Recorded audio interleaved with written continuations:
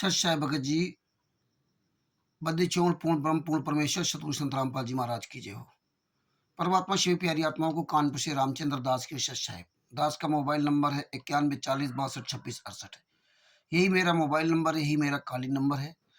और दास का जो परमात्मा ने चैनल बनवा रखा है यूट्यूब पर, प्रमाणित सबूत सहित सच चैनल है। उसमें आपको सारे वीडियोस प्रमाण सहित आपको मिलेंगे। तो ये देखिए FIR नंबर 430/2014 है, जिसका जजमेंट है 17 अक्टूबर 2018 को संत रामपाल जी महाराज को मरते दिन तक आजीवन काल की सजा हुई थी, करवाई थी। मैंने RSS गुंडों ने करवाया था। ये देखो मैंने RSS गुंडों के नाम है सर: राज कपूर, राजेंद्र, बलवान, पवन, राजीव, राजेश, नटवरलाल, ये आदि आदि सब इनके नाम है। जोगिंदर, रामचंद्र, रोशन लाल, वीरेंद्र, बबीता और कृष्ण कुमार, ये सब आदि आदि संत रामपाल जी महाराज खिलाफ गवाही दी। ये 13 लोग हैं, संत रामपाल जी महाराज सहित 14 लोग।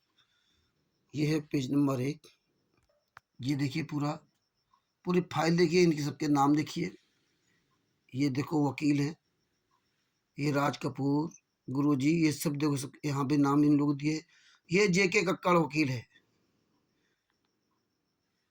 CMS 9। ये 12 वकील हैं जो संत रामपाल जी महाराज को सजा करवाई है। ये JK कक्कड़ वकील का मोबाइल नंबर है 94 160 84 142 और MS 9 का नंबर है 98 96 29 58 67। ये मोबाइल नंबर देख लीजिए। ये है FIR नंबर 430। अब आपको पेज नंबर 33 पर लेके चलते हैं। ये जजमेंट है FIR नंबर 430 का जजमेंट है, जो हिसार कोर्ट द्वारा जजमेंट सुनाया गया था। उसके पेज नंबर 33 पर लेके चलते हैं आपको। सच साहब, ये देखिए FIR नंबर 430 का पेज नंबर 33, ये जजमेंट है। इस जजमेंट पे देखिए जो कैमरे लगाने वाला, ये पॉइंट नंबर 53, प्रतिवादी गवाह 13 नागेंद्र चौहान। मतलब अगर कहीं प्रतिवादी गवाह 13 लिखा हो तो आप नागेंद्र चौहान समझिए, इसीलिए ये नंबर दे दिया जाता है। बार बार नाम नहीं पुकारा जाता है, इसलिए गवाह नंबर 13 इस तरह से बोला जाता है। तो इसमें लिखा है इसलिए प्रतिवादी गवाह 13 नागेंद्र चौहान के लिए कहा जाता है। उन्होंने 2010 से सतलोक आश्रम में CCTV कैमरे लगाए थे। उन्होंने बताया कि सतलोक आश्रम में सभी CCTV कैमरे उनकी देखरेख में थे और वे वर्ष 2010 से इस प्रणाली को बनाए रखते थे। उन्होंने आगे बताया कि सत्संग मंडली वीडियोग्राफी करते थे। उन्होंने अपना शपथ पत्र अभियोग प्रतिवादी गवाह 13A और भारतीय साक्ष्य अधिनियम 64B के अंतर्गत प्रमाण पत्र अभियोग प्रतिवादी गवाह 13B को साबित किया है कि हैंडी कैमरा के संचालन के संबंध में अन्य शपथ पत्र अभियोग प्रतिवादी गवाह 13 यानी कि नागेंद्र चौहान और भारतीय साक्ष्य अधिनियम 65B के अंतर्गत प्रमाण पत्र अभियोग प्रतिवादी गवाह 13D को साबित किया है। वह डिजिटल वीडियो रिकॉर्डर से CCTV फुटेज भी तैयार करता था। ये देखिए, ये फुटेज भी तैयार करता था। उसने उस रिकॉर्डिंग के बारे में पेन ड्राइव के रूप में दस्तावेज अभियोग प्रतिवादी गवाह 13 मोबाइल कार्ड अभियोग प्रतिवादी गवाह 13F को पेश किया। पेन ड्राइव बना रखी थी और उसने गवाही दी है कि उसने 18/11/2014 को सतलोक आश्रम बरवाला में हुई घटना की रिकॉर्डिंग भी सहज रखी है। उसने बताया भी रिकॉर्डिंग भी सहज रखी है। इस गवाह की प्रतिक्षण में मुख्य बात यह आई है कि उन्होंने सतलोक आश्रम में 32 CCTV कैमरे लगाए थे। ये 32 CCTV कैमरे लगाए थे, अच्छी तरह से आप देख लीजिए। ये जो है ये 32 CCTV कैमरे थे। सतलोक आश्रम बरवाला में 32 CCTV कैमरे लगाए थे। इस गवाह ने कहा कि वे कबीर परमेश्वर भक्ति ट्रस्ट जो अपने स्तर पर अभियुक्तों द्वारा बनाए गए विश्वास की तरह से कार्यक्रम अपना शुल्क लेता था, लेकिन विद्वान सरकारी वकील ने जब उसे ट्रस्ट के संविधान के प्रति की आपूर्ति करने के प्रति जो आपूर्ति करने के लिए कहा, तो गवाह ने कहा कि कहीं उसने जगह रख दी, मिसप्लेट मिल नहीं रही है। प्रतिवादी गवाह 13 एक दिन का डेटा दिनांक 18/11/2014 है।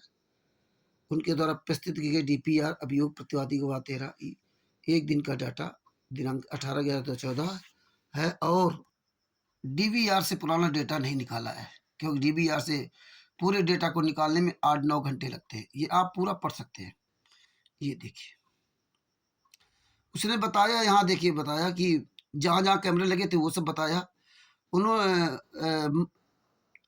और दूसरा डेटा कैमरा 16 नंबर से डाउनलोड किया गया है, जो मुख्य द्वार पर स्थापित है, राष्ट्रीय राजमार्ग के मुख्य द्वार की तरफ है।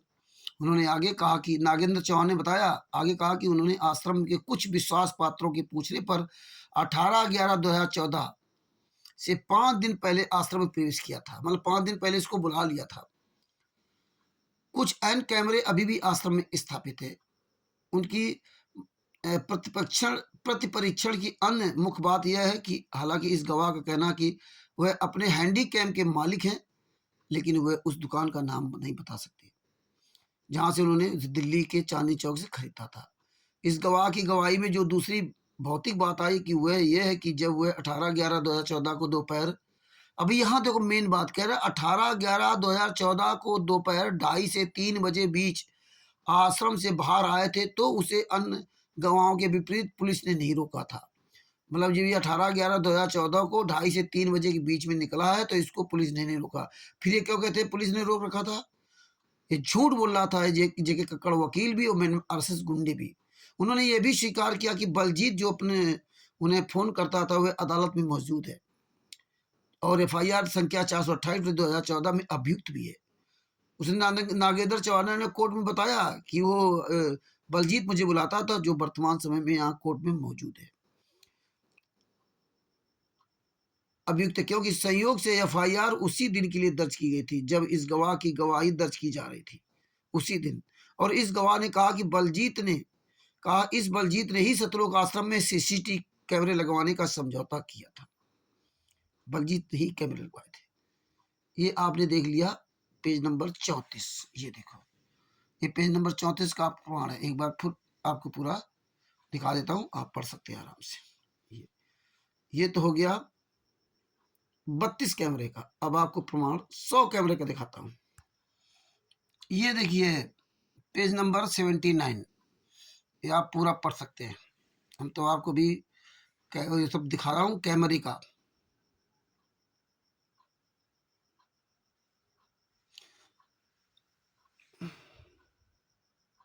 ये देखिए, यहाँ उल्लेख करना उचित है कि अभियुक्त बाबा रामपाल उनके, चलो ऊपर से पढ़ देते हैं, घातक हथियारों का इस्तेमाल किया गया था। अंतर रिकॉर्ड पर लाए गए सबूतों से यह साबित होता है कि पुलिस पार्टी और प्रशासन को आश्रम में पेश करने के लिए रोका गया था और यही कारण है कि वे आश्रम के बाहर खड़े थे और अभियुक्त बाबा रामपाल के आत्मसमर्पण की प्रतीक्षा कर रहे थे और अनुयायियों को आश्रम छोड़ने की घोषणा करके निर्देश दे रहे थे, जैसा कि ऊपर चर्चा की गई है। अभियोजन पक्ष ने रिकॉर्ड पर साबित किया है कि ब्लैक कैट कमांडो और अभियुक्त बाबा रामपाल के अनुयायियों ने कानून को अपने हाथों में लिया और गैर जमानती वारंट के निष्पादन को टालने के उद्देश्य से पुलिस पर हमला किया।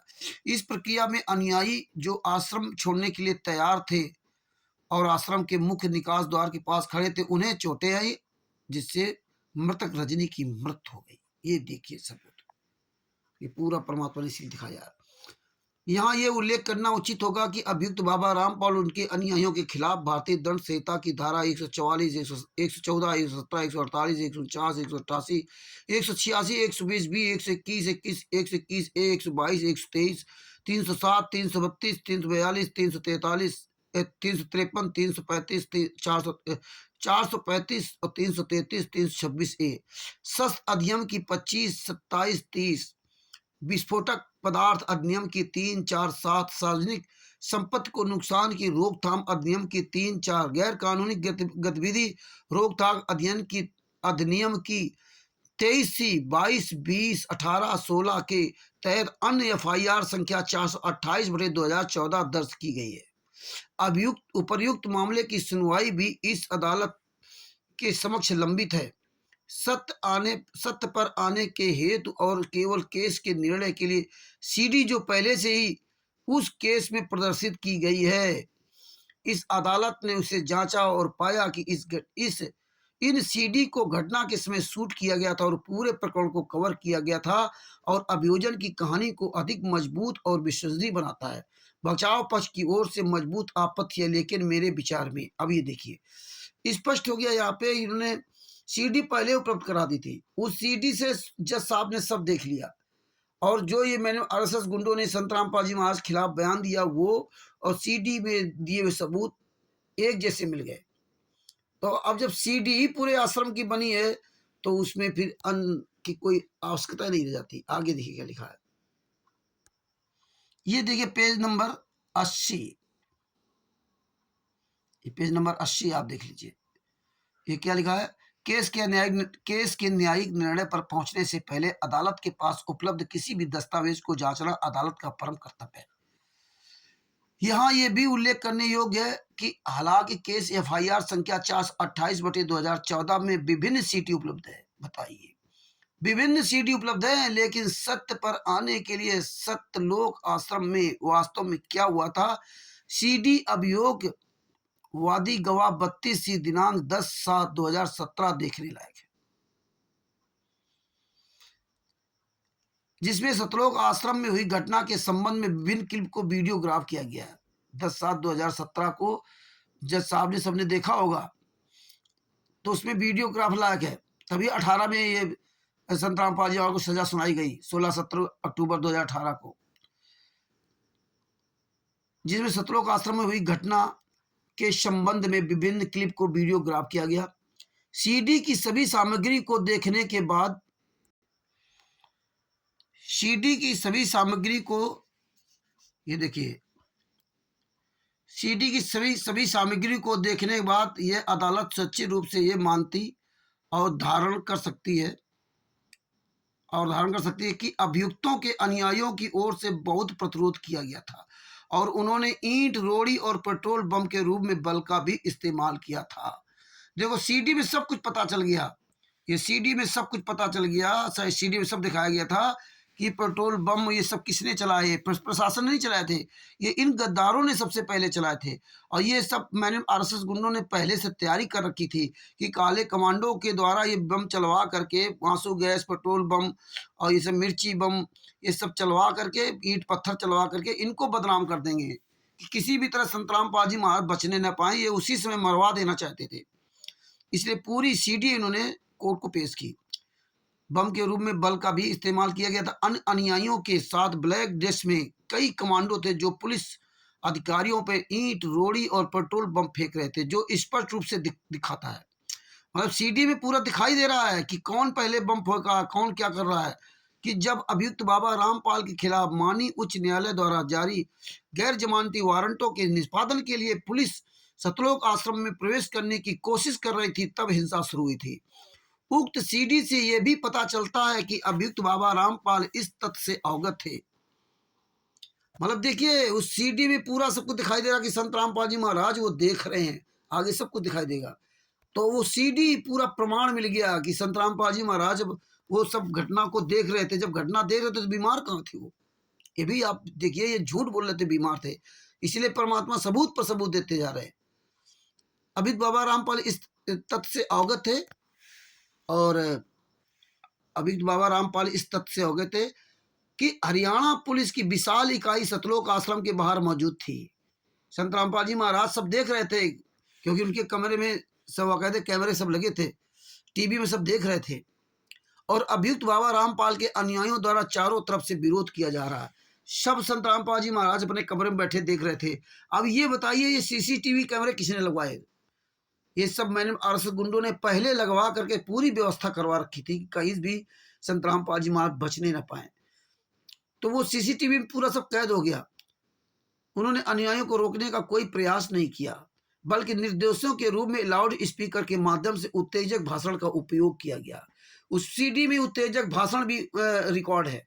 एक अन्य तथ्य है कि जिसे फाइल पर लाना आवश्यक है कि पूरे आश्रम में सीसीटीवी कैमरे लगे हुए थे, जिनकी संख्या लगभग 100 है, और सभी कैमरा रिकॉर्डिंग की अभियुक्त रामपाल तक पहुंच थी और प्रासंगिक समय पर अपने आलीशान कमरे में बैठे हुए थे। अब बताइए, उसमें दिखाया जा रहा कि संत रामपाल जी महाराज आलीशान कमरे में बैठे हुए थे।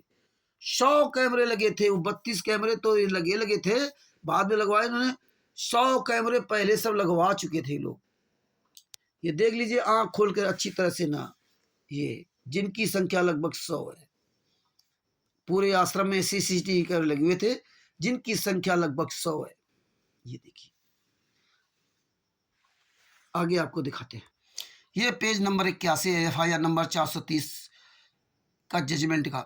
ये जो 17 अक्टूबर 2018 को संतराम पाजी महाराज को मरते दम तक आजीवन कारावास की सजा सुनाई गई थी। तो उसमें बताया गया, ये देखो नीचे,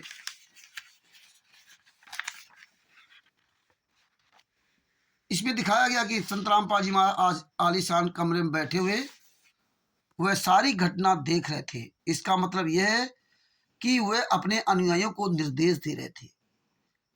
इसका मतलब यह है कि अनुयायियों को निर्देश दे रहे थे और यह केवल उसके निर्देशों पर था और उसके अनुयायियों ने हिंसा का सहारा लिया, जिसके परिणाम स्वरूप अंततः कई निर्दोष मानव जीवन का नुकसान हुआ। मतलब संत रामपाल जी महाराज बैठे कमरे में सब देख रहे थे, लाउड स्पीकर से ये लोग चिल्ला रहे थे, तो प्रशासन तो यही समझा कि संत रामपाल जी महाराज ने ही आदेश दिया तभी चिल्ला रहे, लेकिन संत रामपाल जी महाराज ने ऐसा नहीं किया था। इन गद्दारों ने तभी संत रामपाल जी महाराज का कहा था कि मुझे बंधक बना रखा था। इन्होंने तो संत रामपाल जी महाराज को जान से मारने का पूरा प्लान ही था इनका, इसलिए इन्होंने सब जगह कैमरे लगवा रखे थे। अब आगे देखिए, बचाव पक्ष के, ये सब पूरा ऊपर पढ़ सकते हैं। बचाव पक्ष के विद्वान वकीलों का अगला तर्क यह है कि अभियोजन पक्ष अभियुक्तों के इरादे या जानकारी को साबित करने में विफल रहा। मतलब जो ये जेके कक्कड़ वकील है, वो जो सीडी वगैरह दिखाई गई उसको ये काट नहीं पाए, उसके बारे में कोई अपोजिट सबूत नहीं दे पाए जो सीडी को ये मतलब गलत साबित करवा सकते नहीं, जो कि इन अपराधों के लिए देयता को दृढ़ रखने के लिए आवश्यक है, जिनके लिए अभियुक्तों को आरोपित किया गया है। जितने भी अभियुक्त आरोपित किए गए वो कभी कहीं भी अपने आप को निर्दोष साबित होने का प्रमाण नहीं दे पाए।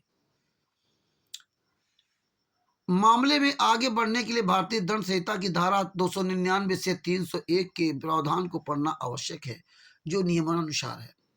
299 नंबर है, आपराधिक मानव हत्या जो कोई भी मारने के इरादे से मृत्यु का कारण बनता है या इस तरह की शारीरिक चोट देने के इरादे से के साथ जो मृत्यु का कारण होने की संभावना है या जानकारी के साथ है कि वह इस तरह के कार्य से मृत्यु का कारण बनेगा, अपराधी हत्यारे का अपराध करता है।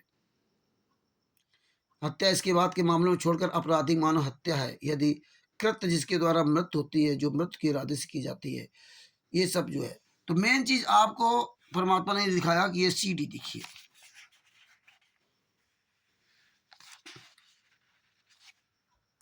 इसलिए एक बार आप और देख लीजिए। ये पेज नंबर 33 पर ये देखो, ये 32 सीसीटीवी कैमरे लगे थे। ये देखिए सतलोक आश्रम बरवाला में 32 सीसीटीवी कैमरे लगाए थे, जो 5 दिन पहले जो बुलाया गया था ये लगाए थे इसमें।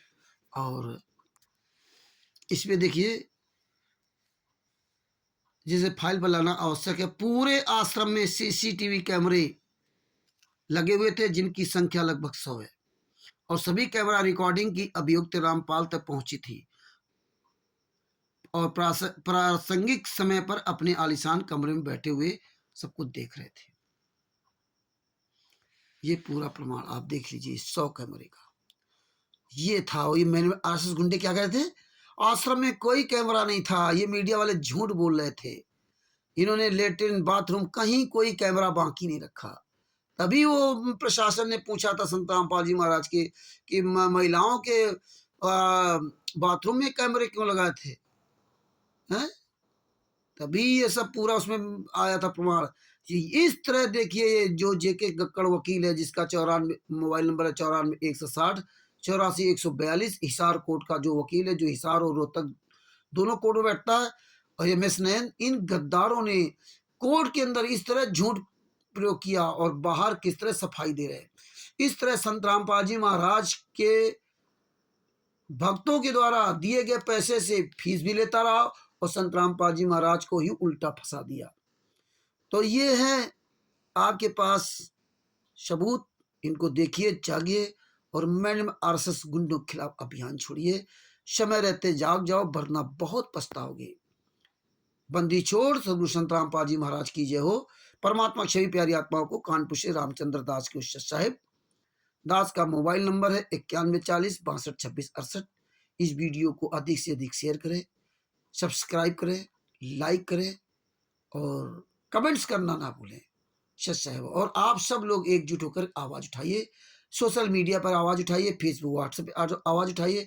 आप एक इंसान हो, एक झूठा व्यक्ति दिन भर चिल्ला सकता, आप सच्चे होकर के 1 घंटा 2 घंटा क्यों नहीं चिल्ला सकते? ये सबूत देखिए। और आप भी मैंने आरएसएस गुंडों के खिलाफ आवाज उठाइए। सत साहिब। बंदी छोड़ सतगुरु संत रामपाल जी महाराज की जय हो। परमात्मा शिव प्यारी आत्माओं को कानपुर से रामचंद्र दास की ओर से सत साहिब। जय हो बंदी छोड़ की।